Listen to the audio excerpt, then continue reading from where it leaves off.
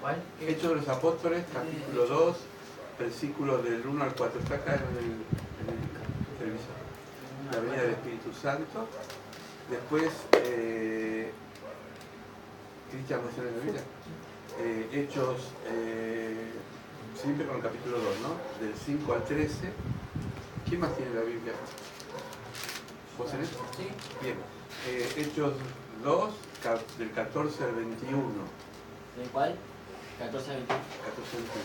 Lo tienen acá también en la pantalla. Entonces, vamos a ir viendo algunos pasajes, porque hasta el día de Pentecostés, que es el 20 de mayo, nosotros empezamos la vigilia el 19. Vamos a prepararnos en palabra, en oración y en búsqueda de Dios. Mientras que buscan, la hermana Lidia recién contaba el testimonio de la pileta. Me vino a mi mente el actor que ya murió porque es un actor del año 50. La primera película de Tarzán, el actor se llamaba Johnny Weissmuller. Johnny Weissmuller tuvo un accidente, era deportista y quedó paralítico. La pileta se tiró, golpeó en el borde de la pileta, tocó la parte de la columna vertebral y quedó paralítico. Pero no se daba por vencido y practicaba por día mucha natación. Y eso le ayudó a desarrollar músculos tanto en los brazos como en la pierna y pudo vencer esa parálisis a través del ejercicio físico, a través de la natación. Por eso esto corrobora lo que usted decía del brazo, es decir, la natación dicen que es en todo el cuerpo. La natación es sí, sí. No hablaba, en todo me ayuda, exactamente. Es un deporte completo, porque desarrolla todo el cuerpo. Bueno, a ver, Hechos capítulo 2, versículos del 1 al 4. Fuerte, sí, escuchamos todo.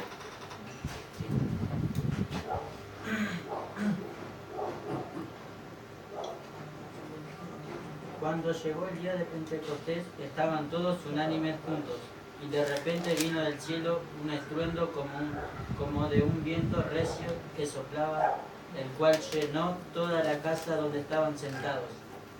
Y se les aparecieron lenguas repartidas como de fuego, asentándose sobre cada uno de ellos. Y fueron todos llenos del Espíritu Santo y comenzaron a hablar en otras lenguas, según el Espíritu les daba que hablasen. Gracias. Amén. Fíjense, estaban juntos y unánimes. Ahora vamos a ver qué importancia es estas dos palabras compuestas, ¿no? Porque siempre decimos, podemos estar juntos, pero por ahí no estamos unánimes. Unánimes quiere decir que pensemos lo mismo, que tengamos un mismo sentir. Y la unidad y sentir lo mismo, esto produce un impacto en el mundo espiritual. Jesús dijo, si 2 o 3 se ponen de acuerdo en mi nombre acá en la tierra, serán escuchados en el cielo. Entonces, la importancia de la oración en conjunto, la oración que uno está pensando cuando uno dice en voz alta, voy a orar por un tema específico, los otros escuchan, y esto solamente se da en el marco de la iglesia, no en la oración privada, porque me ayuda a mí a escuchar el testimonio o el pedido de oración y mi mente enseguida empieza a colocarse en la misma dirección del pensamiento del otro. Por eso es importante la congregación y congregarnos, porque cuando estamos escuchando o estamos predicando o estamos atentos al testimonio del otro, hace que la fuerza del Espíritu Santo empiece a condensarse en el pedido y llegue al trono de Dios y descienda y responda. Los tiempos ya dependen de Dios. Yo no puedo decir cuándo va a responder Dios, porque no soy Dios. A veces tarda, a veces tiene procesos diferentes. Pero la concentración es muy importante. Eso es lo que decía recién leía Luis, y juntos y unánimes. Estaban orando, se estaban preparando. Bien, vamos armando el rompecabezas. Ahora, Hechos 5:13, no sé si lo tenía José Manuel. El 5:13. Vos, no sé, perdón. Cristian. Moraban entonces en Jerusalén judíos, varones piadosos de todas las naciones bajo el cielo. Y hecho este estruendo, se juntó la multitud y estaban confusos porque cada uno les oía hablar en su propia lengua. Amén. Y estaban atónitos y maravillados, diciendo, mirad, ¿no son galileos todos estos que hablan? ¿Cómo pues les oímos nosotros hablar cada uno en nuestra lengua en la que hemos nacido? Partos, medios, elamitas, y los que habitamos en Mesopotamia, en Judea, en Cepadonia, en Pronto y en Asia, en Frigia, Planifria, en Egipto y en las regiones de África, más allá de Cirene, y romanos, aquí residentes, tanto judíos como proselitos,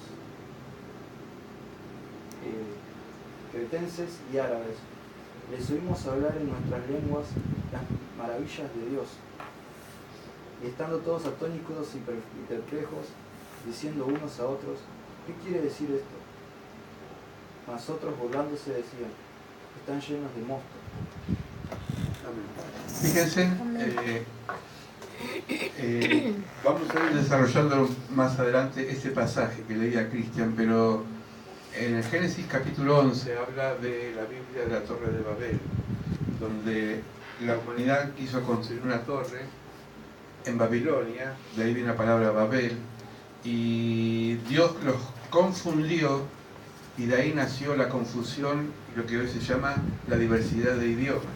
Antes el ser humano, antes del pecado, cuando Adán y Eva empezó a vivir la tierra, hablaban un mismo idioma.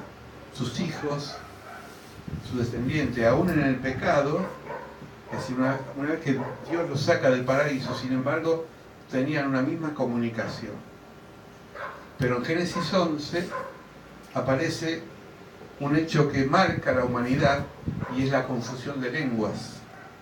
Por eso a veces no entendemos a los chinos, a los ingleses, u otros idiomas, porque esto es fruto de la desobediencia del ser humano y confundió Dios las lenguas. Pentecostés se revierte esto y todos empezaron a entender la lengua del otro. Acá tiene dos patas, dos patitas. La primera era real, que entendían lo que estaban diciendo. Porque el mundo espiritual comunica aquellas cosas que no entendemos a veces por la lógica. Le voy a contar una experiencia que me pasó a mí. En el año 83, 84, yo había empezado a congregarme, después que salí del seminario, en una iglesia bautista en Bambi. Ya me escucharon ese testimonio. El pastor Guzmán, mi pastor en esa época, me dice, tenés que encargarte de un grupo de una casa de oración cerca de la iglesia. Para mí era un desafío y al mismo tiempo una linda experiencia. Dentro de ese grupo había un matrimonio que era sordomudo. Eran literalmente sordomudos, hablaban con señas. Yo hasta ahora no aprendí a manejar mis con señas. Entonces, antes de empezar la reunión, eran un grupo así sentado alrededor de la mesa, eran como 10, 15 personas, y estaba esta pareja atenta a lo que yo pueda decir. Y yo digo, Señor, ¿cómo le comunico a un sordo y a un mudo? Porque no había proyectores, no había, ni pizarra había. Entonces, en ese momento, le pedí al Señor que me dé, que sea un canal de transmisión. No sé cómo, pero ayúdame, dije, porque no puedo. Bueno, empecé a contar cosas bien visibles con respecto a la luz. Hablé justo, el tema era la luz del mundo. Y esto no lo digo para vanagloria porque hasta hoy en día no entiendo cómo ellos me entendieron. pero ambos después se acercaron y estaban muy contentos. Me decían así con señas, gracias. Y como yo no entendía, me lo escribieron en un papel diciendo gracias porque el sermón me llegó al corazón. Y yo hasta hoy en día digo, no sé cómo hicieron porque ni siquiera sabían leer los labios. Pero me di cuenta que el lenguaje del Espíritu Santo va más allá de una comunicación verbal. Siguiendo este pensamiento, una vez contaba un pastor sobre Carlos Anacondia, todos lo conocen, donde Dios lo mandó a predicar a China. Y dice que cuando llegó el momento de predicar no había intérprete que traduzca lo que el pastor Anacondia o lo que el predicador Anacondia iba a decir. Y entonces, en vez de yo, cualquiera de los pastores, si yo no tengo un intérprete en otro país, yo no predico. Sin embargo, el siervo Anacondia sintió que tenía que dar el mensaje. Y entonces empezó a decir, ¿ustedes creen en Jesucristo? Y los chinos hacían así, como diciendo, ¿qué está diciendo? ¿Ustedes saben que el demonio está acá? Y hacían así los chinos. Los demonios también me escuchan. Y empezó a reprender, y dice que hubo una liberación. Eso es la unción del Espíritu Santo en esa comunión que no la podemos entender. Voy a llevarlo al plano humano. Muchas veces ustedes no se vieron con alguien que se conocen ya de mucho tiempo y una mirada comunica, dice, ¿qué tenés? ¿Telepatía? ¿Que estamos pensando lo mismo? ¿Saben lo que es la telepatía? La transmisión de pensamiento. No, es que hay una comunión que ya vos captás lo que el otro está diciendo, o viceversa. Bueno, esto fue la experiencia sobrenatural y sigue siendo la experiencia sobrenatural de lo que hace el Espíritu Santo, que nos comunica a pesar que el otro quizás no entienda. Por eso vamos a ver también por qué Jesús tenía que irse de la tierra para que venga el Espíritu Santo y lleve a las personas al conocimiento de la verdad. Ahora sí, ¿no, Manuel? El 14-21. Bueno, entonces Pedro, poniéndose en pie con los 11, alzó su voz y hablóles diciendo, varones judíos y todo lo que habitáis en Jerusalén, esto os sea notorio y oíd mis palabras, porque estos no están borrachos, como vosotros pensáis, siendo la hora tercia del día. Mas esto es lo que fue dicho por el profeta Joel. Y será en los postreros días, dice Dios, derramaré de mi espíritu sobre toda carne, y vuestros hijos y vuestras hijas profetizarán, y vuestros mancebos verán visiones, y vuestros viejos soñarán sueños. Y de cierto sobre mis siervos y sobre mis siervas en aquellos días derramaré de mi espíritu, y profetizarán, y daré prodigios arriba en el cielo y señales abajo en la tierra, sangre y fuego y vapor de humo. El sol se volverá en tinieblas y la luna en la sangre, antes que venga el día del Señor, grande y manifiesto. Y será que todo aquel que invocaré el nombre del Señor será salvo. Amén. Amén. Fíjense cómo comienza. Pensaban que estaban ebrios. Pensaban que estaban borrachos por algo que estaban viviendo sobrenaturalmente. ¿Se acuerdan de Ana, la mamá de Samuel? En 1 de Samuel capítulo 1 dice que Elí, el sacerdote, pensó que estaba ebria cuando estaba derramando su corazón. Cuando estamos hablando en idiomas espirituales, a veces podemos balbucear, otros hablan en lenguas porque es un don. Acá hay personas que hablan en lenguas, hace tiempo que no los escucho, pero es un don.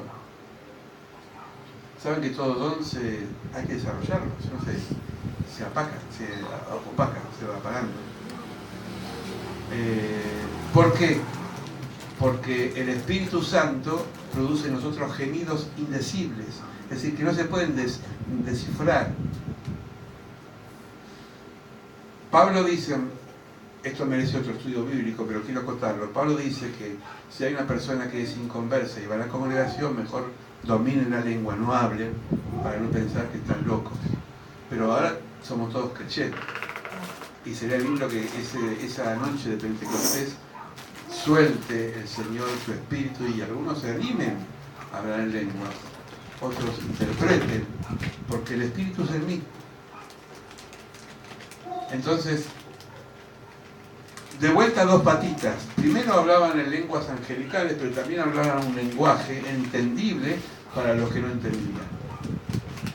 Pedro fue el que abrió la predicación. Vamos ahora al sermón de Pedro, capítulo 2, 22, 36. ¿Alguien se anima a leerlo? No tenga miedo, vamos así, vamos. ¿Quién quiere leerlo? Chan, chan, chan.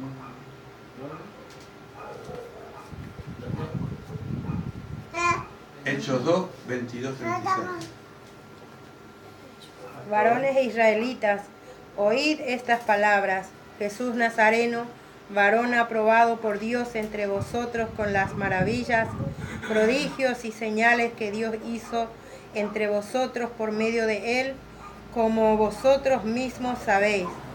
A este, entregado por el determinado consejo y anticipado conocimiento de Dios, prendisteis y matasteis por manos de inicuos, circuncidándole, al cual Dios levantó sueltos los dolores de la muerte, por cuanto era imposible que fuese retenido por ella. Porque David dice de él: veía al Señor siempre delante de mí, porque está a mi diestra, no seré conmovido.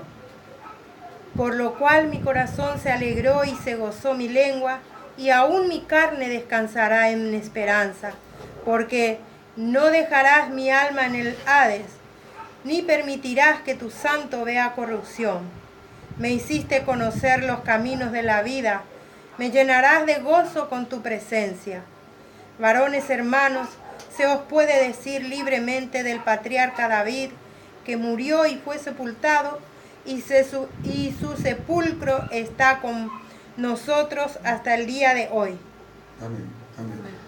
El salmo que inspiró David, que habla del Señor, no está hablando de sí mismo, se entiende, es lo que quiere decir Pedro, porque David murió, sino que el Espíritu Santo inspiró a David para escribir sobre Jesús. Se convirtieron 3.000 personas en el versículo 37 al 41, y dentro de ese pasaje hay una pregunta, 2.37. ¿Quién la quiere leer ese? Es un solo versículo, capítulo 2, 37. Y después vamos a ver la respuesta. Al oír esto, se compungieron de corazón y dijeron a Pedro y a los otros apóstoles: varones, hermanos, ¿qué haremos? ¿Qué haremos? Es decir, cuando Dios interviene en nuestra vida, se produce una experiencia traumática. ¿Saben lo que es algo traumático? Algo que te desestabiliza, algo que te conmueve. Es decir, uno no puede quedar indiferente cuando Dios toca nuestra vida. O estamos con Él o estamos en contra de Él. Dijo el profeta Elías: ¿van a adorar a Baal o van a adorar a Dios? Elijan. Dios siempre no. Entonces, ellos tenían que elegir. ¿Qué podemos hacer ahora? Viene la pregunta. ¿Qué tenemos que hacer? La respuesta está en el versículo 38 y 39. ¿Quién la lee? Versículo 38 y 39 del capítulo 2. 38 y 39. Sí, por favor. Pedro les dijo: arrepentíos y bautícese cada uno de vosotros en el nombre de Jesucristo, para perdón de los pecados, y recibiréis el don del Espíritu Santo, porque para vosotros es la promesa, y para vuestros hijos, y para todos los que están lejos, para cuantos el Señor nuestro Dios llamaré. Bien, arrepíntanse, pasen por las aguas del bautismo. ¿Algo más que encuentren en ese pasaje? Arrepentirse, pasar por las aguas del bautismo y algo más.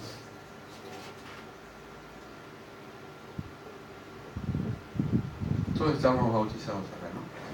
Para el perdón de los pecados. Para el perdón. Es decir, arrepentirse quiere decir cambiar de actitud. El arrepentimiento es decir cambiar de actitud. Hay que cambiar de actitud. ¿Para qué? Para que Dios nos dé una nueva visión sobre la vida. Si no hay cambio de actitud, no hay nueva visión. ¿Sí? Y ahí el versículo 42-47 comienza la iglesia. La iglesia empieza en Pentecostés. Jesús instituye la iglesia.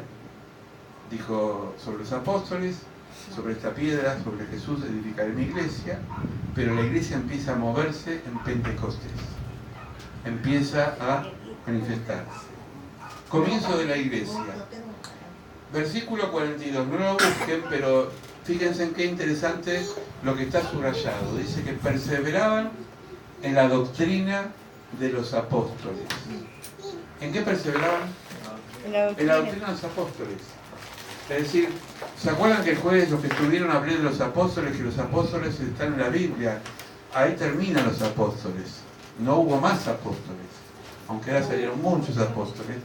Pero los apóstoles, el último fue Pablo. ¿Amén? Amén. ¿Están de acuerdo? También la doctrina del Nuevo Testamento, como la doctrina del Señor Jesucristo. Nosotros tenemos que crecer en la doctrina de los apóstoles, en la palabra de Dios y en la doctrina de Jesucristo, que están en los 4 evangelios. Segundo, la comunión. ¿Qué es la comunión? Un día esto lo pregunté en una iglesia y me dice, y yo tenía 10 años cuando me pusieron acá un cosito que colgaba, iba con el rosario y repartiendo estampitas y recibí plata. Para esa persona la comunión es eso. La comunión es la común unión que tenemos entre nosotros cuando compartimos testimonio como escuchamos hoy, el de Paola, el de la hermana y el de todos los testimonios. Esa es la comunión. Estar juntos y unánimes. Dice, participaban mutuamente de la comunión. Tercero, el partimiento del pan. Es la Santa Cena. Compartían el pan. Pero también la Cena del Señor porque se relaciona con la doctrina de los apóstoles. En el 46 la cena es comida ordinaria porque compartían el pan en las casas. También comían juntos. Qué bueno que cuando comemos juntos, ¿no? ¿Les gusta a ustedes comer juntos a veces? ¿Nos reunimos? A veces nosotros comemos con algunos que nos visitan, a veces comemos todos juntos en un cumpleaños, pero comer juntos es compartir momentos. Y después las oraciones, juntos. Fíjense que acá no aparece la palabra individual. Yo lo hago solo en casa. Sí, en tu casa también hacelo, orá. Pero la comunión y la oración juntas hace el crecimiento de la iglesia y el mover del Espíritu Santo. Miren qué importante los que les gustan adorar o queremos adorar. Un ejemplo de la adoración, Hechos 2:42, dice, y perseveraban en la doctrina de los apóstoles, en la comunión unos con otros y en el partimiento de pan y las oraciones. La adoración, si no hay estos ingredientes, no es adoración, es enajenación. Yo puedo decir, Señor, gracias por todo, te adoro, pero no escucho al otro, no me interesa lo que dice el otro, me cierro en un frasco, me aíslo en una burbuja. Eso no es adoración. ¿Se dan cuenta? En mi casa, en el cuarto o en el lugar donde yo puedo orar, puedo tener esos momentos de soledad, porque los necesito para cargar las pilas, para dialogar con Dios, para saber cuál es su voluntad. Pero en la iglesia, para que la adoración sea bien hecha, tiene que haber doctrinas y la palabra en el mensaje, la comunión los unos a los otros, cuando compartimos experiencia, el partimiento del pan, acá lo hacemos una vez por mes, hay iglesias que lo hacen 2, no importa, lo hacemos, pero también comemos juntos y las oraciones juntos. No tengan miedo por la tormenta, tengamos miedo a otras cosas mucho más profundas. Amén. Hechos 2, 1.14, lo leía recién Luis, dice, y se le aparecieron lenguas repartidas como las de fuego, asentándole sobre cada uno de ellos. Es un símbolo del Espíritu Santo. Y fueron todos llenos, no a medias, llenos. Y comenzaron a hablar en lengua según el Espíritu le daba que hablasen. Uno no puede forzar al Espíritu Santo. Tampoco puede imitar. Yo a veces he visto reuniones de oración que uno empieza a hablar lengua y el otro dice cualquier cosa y uno se da cuenta cuando está falseando, ¿no? Y por ahí, ¿viste? Porque no ser menos empieza. Si no tenés el don, no lo hables. Porque dice Corintio, algunos tienen ese don, otros tienen el don de interpretar, otros tienen el don de la profecía. Cada uno tiene un don.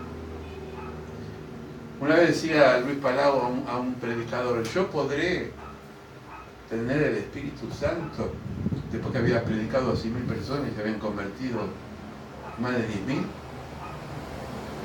¿Se dan cuenta? Él no tenía el don de lengua. Creo que se va a partir con el Señor sin el don de lengua. Pero no es menos espiritual. Porque no te hace espiritual hablar en lenguas. No te hace espiritual profetizar. No te hace espiritual cuando tienes comunión con Dios. Por eso dice Pablo que si no somos como un metal que retenimos y no tenemos consistencia. Nunca pensemos que la manifestación espiritual siempre es externa. ¿Se dan cuenta? Hay gente que dice, en esta iglesia no pasa nada porque no gritan, no se exaltan. Eso no es espiritual. Muchas veces puede ser emocional. Pero lo espiritual es otra cosa, es la espiritualidad que tenés dentro. Es algo que tenés, que el otro no sabe qué es lo que tenés, pero tenés una paz tremenda, y irradiás algo diferente. Eso es Dios. ¿Me van siguiendo? Amén. Miren qué interesante esto, en el versículo 39, mira Luis, una perlita.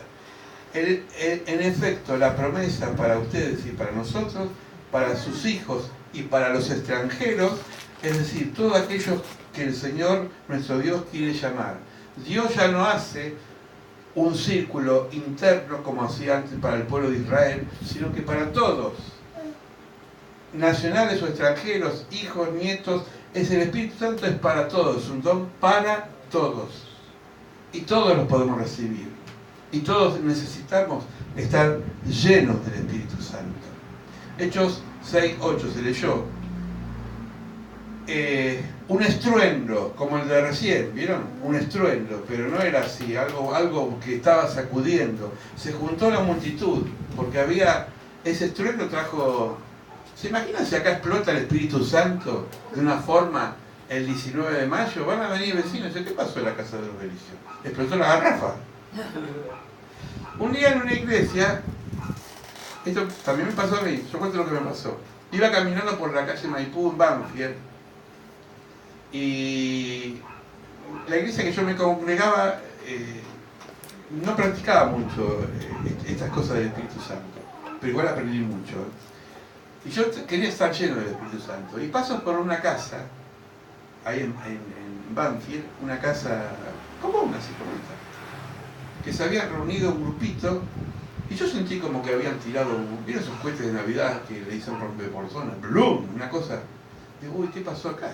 Y se ve que Dios me hizo escuchar esa explosión para detenerme. Me detuve y de pronto sentí que una mujer estaba cantando en un idioma especial. Yo no conozco idiomas, pero digo, inglés no es. Chino me parece que tampoco. No sé qué está cantando. Pero era como un cántico espiritual. Y me dio paz. Y como siempre fui curioso, me quedé. Alguien abrió la puerta, se ve que estaba mirando para afuera, por la celosía. Me dice, ¿querés pasar? Estamos orando. Y pasé. Un hombre, que no era pastor, un hombre que sería quizás el dueño de la casa, me dijo, vos necesitas ser lleno del Espíritu Santo. Pero no es el momento. Wow.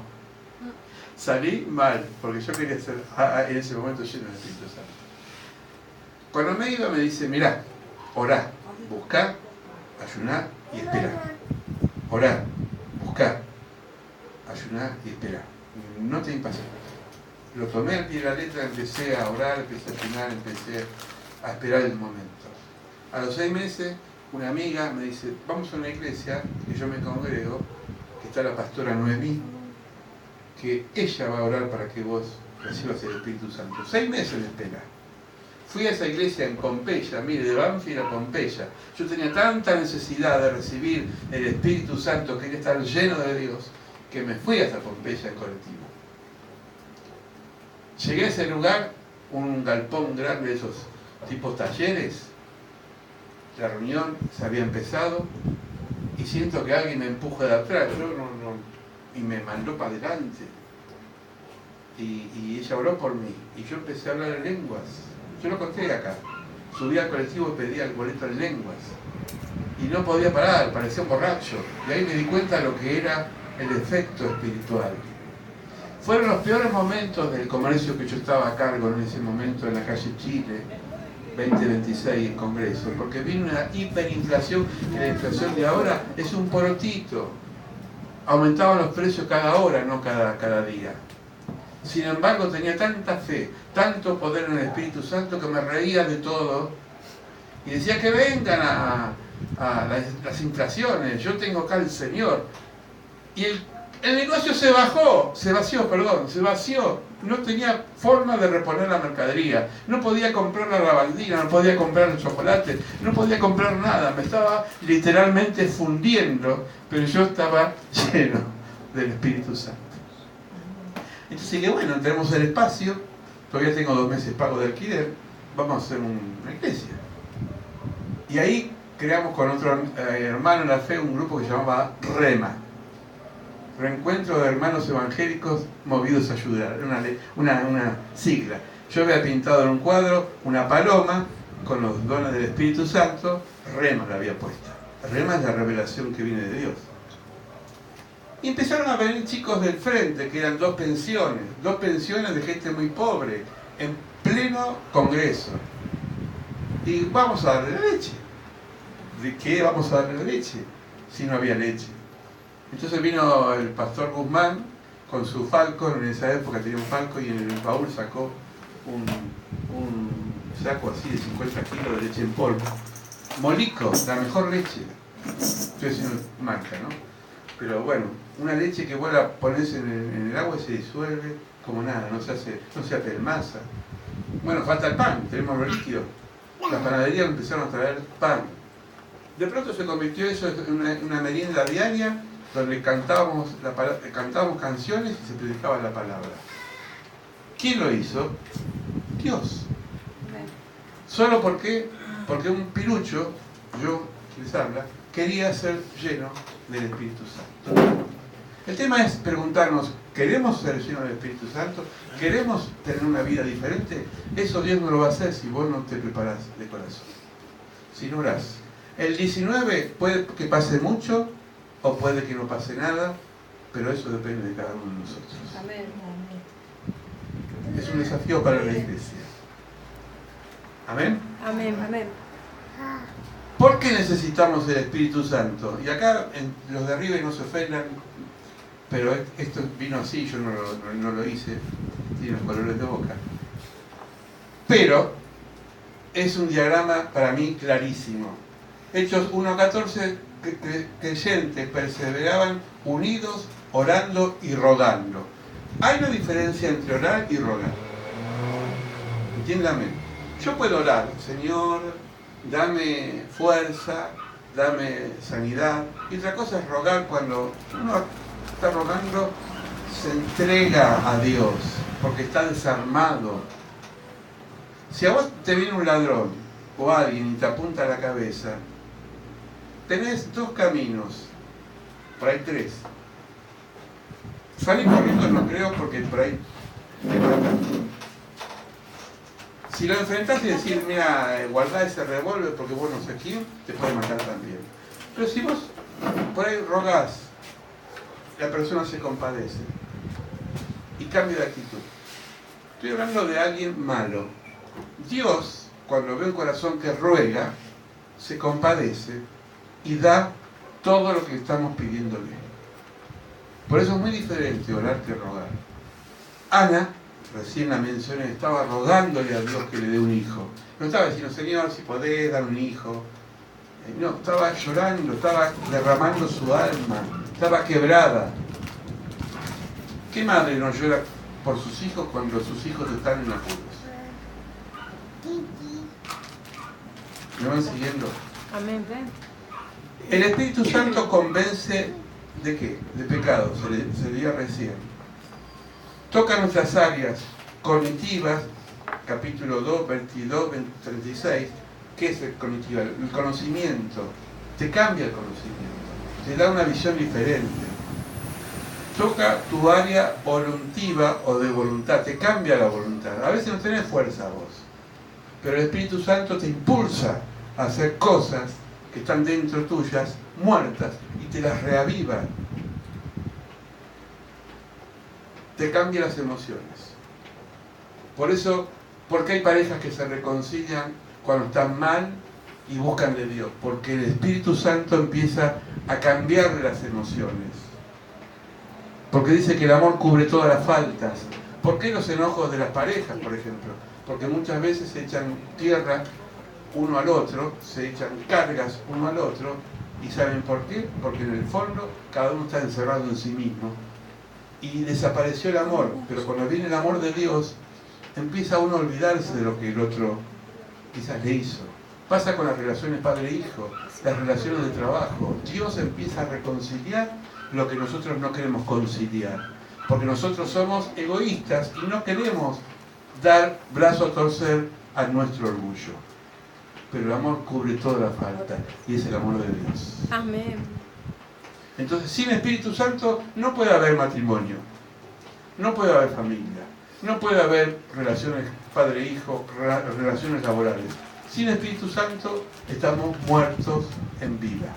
Por más voluntad que vos pongas, yo escuché tanta gente que me decía, pastor, yo le prometo que voy a tratar de no tomar más vino. Mira, no me prometas, porque no vas a poder nunca más dejar de tomar vino si Dios no interviene en tu vida. Porque no es un tema de voluntad humana. Porque la voluntad humana es, si yo, ¿vieron como esos hombres que la mujer lo echa de la calle, sos un borracho? Te prometo mi vida que nunca más voy a tomar. Sí, hoy, porque estás así, porque te van a echar afuera, al otro día volvés a tomar. Porque la atadura espiritual la libera el único que nos hizo a imagen y semejanza, que es Dios. Amén. Entonces nunca le hagas promesa a Dios, Señor, te prometo nunca más hacer esto. Porque Dios así, lo hace. Como aquel que iba corriendo y decía, Señor, te prometo, no quiero nunca más en mi vida pecar. Y Dios dijo, te conozco, vas a pecar siempre. Sí, vas a pecar siempre. Yo te voy a dar la fortaleza para que puedas tener dominio propio y no pecar, es otra cosa. Pero no me vendas a mí lo que yo sé de vos. No engañemos a Dios.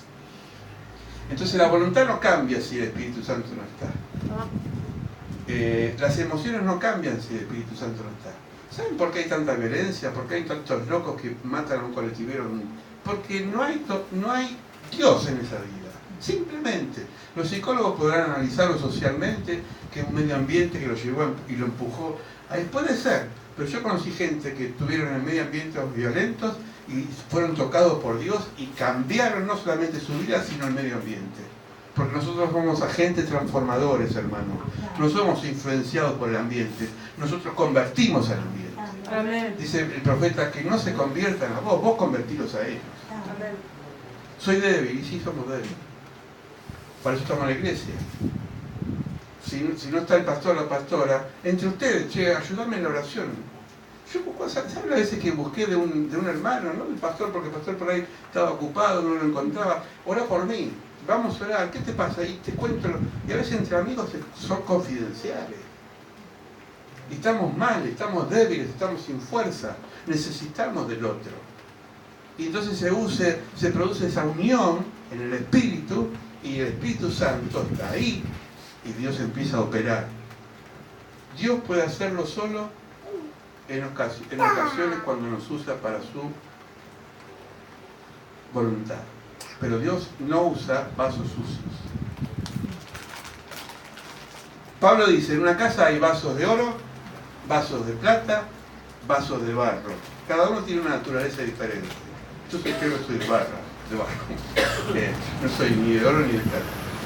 Pero no usa vasos sucios. El vaso tiene que estar limpio cuando se lava. ¿Y sabe lo que nos lava a nosotros? El arrepentimiento. Por eso Pedro empieza a decirle, arrepiéntanse. No dijo, hermanos, les traigo ahora la bendición del cielo.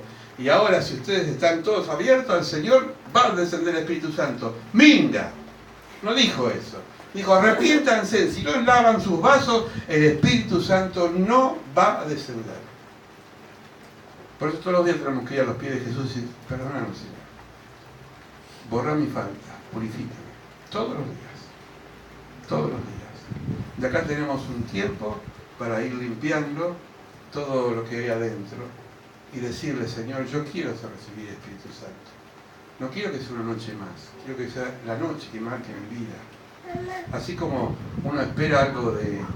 Vino por ahí acontecimientos lindos, no sé, un casamiento, un partido de fútbol, una final, quiero esa final, quiero pagar las de entrada para ir a ver a esa final. Bueno, paga el precio, hermano, pero no con plata, con oración, con ayuno. Juan, esto es el pasaje predicto de la pastora, Juan 16, 12, 13, dice, aún tengo muchas cosas que deciros, pero ahora no las podré sobrellevar. Esto lo decía Jesús. ¿Saben por qué? Porque por más que él hablaba de palabras y era el Hijo de Dios, no lo iban a entender hasta que no venga el Espíritu Santo. Porque la Santísima Trinidad, cada uno tiene una función específica. El Padre es dador de vida. El Hijo es filiación, nos reconcilia con el Padre. Y el Espíritu Santo es el dínamo que nos da la fuerza, el dominio propio, el carácter espiritual para enfrentar la vida. Son tres funciones diferentes de un solo Dios. Él tenía que irse ¿para qué? Para que venga el Espíritu Santo y que haga un cambio en ellos. Tuvo 3 años y medio con ellos, pero no los cambió. Los cambió el Espíritu Santo. No porque Jesús era insuficiente, no era su función.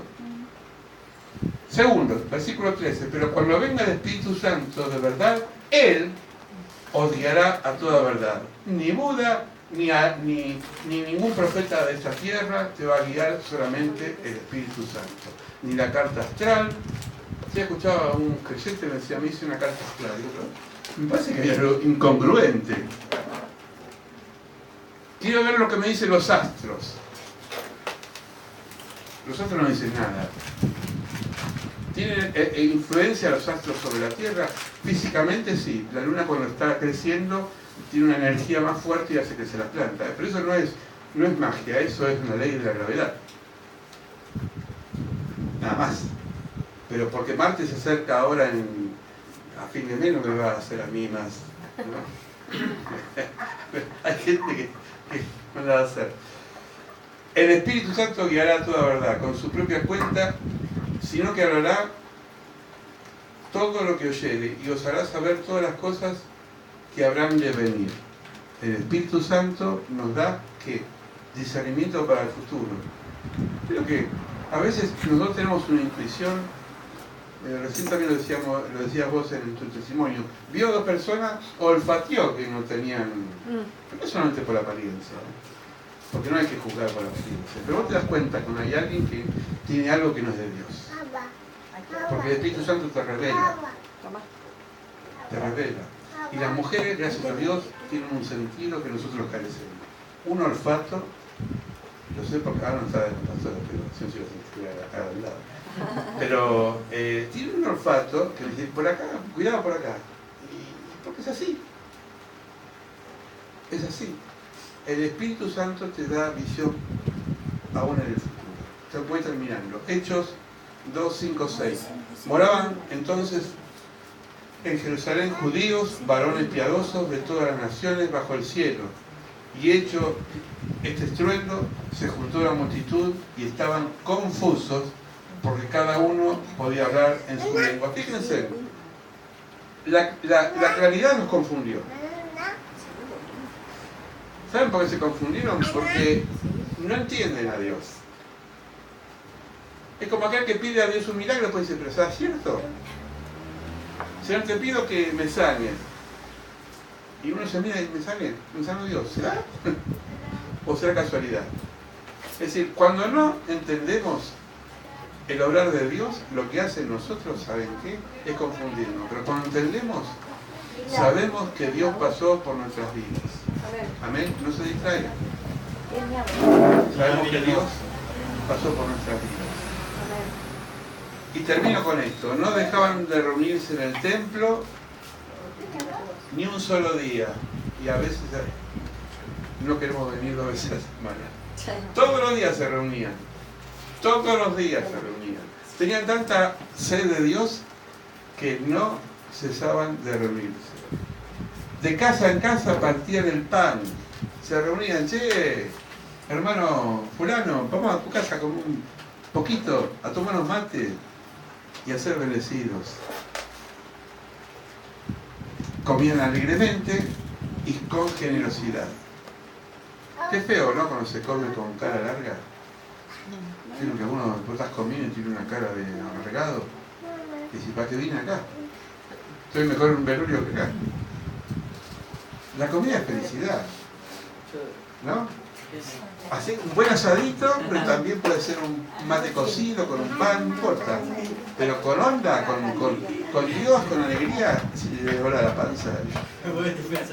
Yo tengo acá unas pantas de alegría. Amén, amén, gracias hermano.